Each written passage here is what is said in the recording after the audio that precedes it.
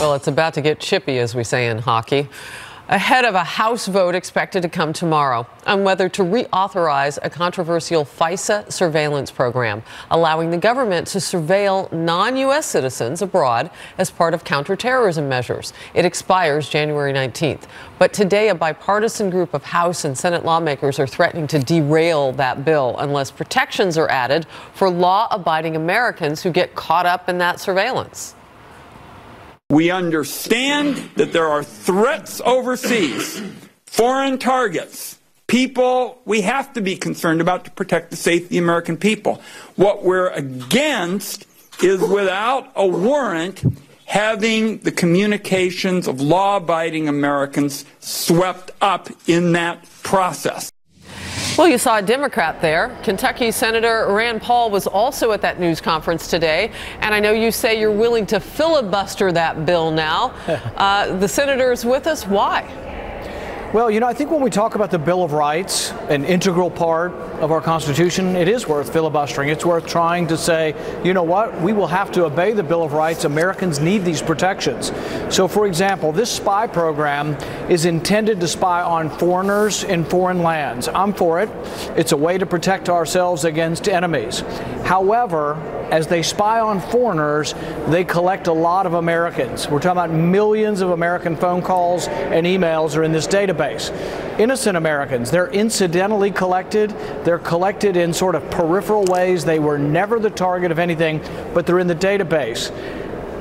The data is collected without any constitutional protections. I'm okay with that with foreigners, but for Americans, the Constitution always applies. I don't want domestic law enforcement searching this big database that's supposed to be on foreigners and trying to accuse people of domestic crimes. I think the Constitution applies to everybody, every American here, and it is worth filibustering over.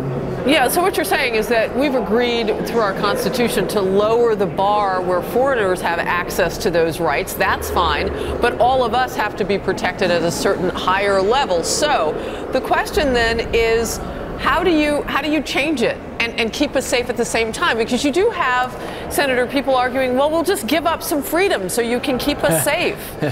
Well, the thing is that's what the terrorists are trying to take away from us, is our rule of law, our freedoms, our American traditions of Bill of Rights. That's what we're fighting to preserve. So if we give up that because we're fearful of terrorists, I wonder, will it have all been worthwhile, all the thousands of American soldiers who died to defend the Constitution? I think you can have both. I have no problem with spying on foreigners in foreign lands and they don't get constitutional protections. Sure. But if you accidentally or incidentally gather up millions of Americans, here's an example.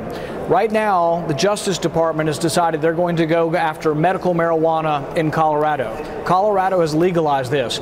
We have this enormous database. Would you want the U.S. government to be searching through a database on foreigners that's incidentally collecting information on Americans and then have the federal government go and try to overturn Colorado's law? So there's a lot of things that really should involve the Constitution. Any American accused of a crime deserves the Fourth Amendment, which says the government can't look at your stuff unless they have probable cause you've committed a crime. They have to name you and they have to say what they're looking for. This information has been gathered with no constitutional protections. It's just all scarfed up by the millions and millions. And so we have to be very careful about letting the government just look at that without any kind of control. Well, your hallmark on Congress has been your ability to filibuster. So we look forward to seeing what you will say about this. It's an interesting point. I think, again, people are in that comfort zone of we just want to be safe. But what you're talking about potentially that can go wrong is very important for us to know about. Just before I let you go, and we don't have a lot of time, but I want to talk about the Iran nuke deal deadline that's approaching and where you think we will be when that deadline gets here. I think with the Iranian agreement, I had misgivings in the beginning because I was worried that we gave too much too early and whether or not they would continue to comply. But everything I've seen so far is that Iran has complied with the nuclear agreement, so I think we ought to keep it.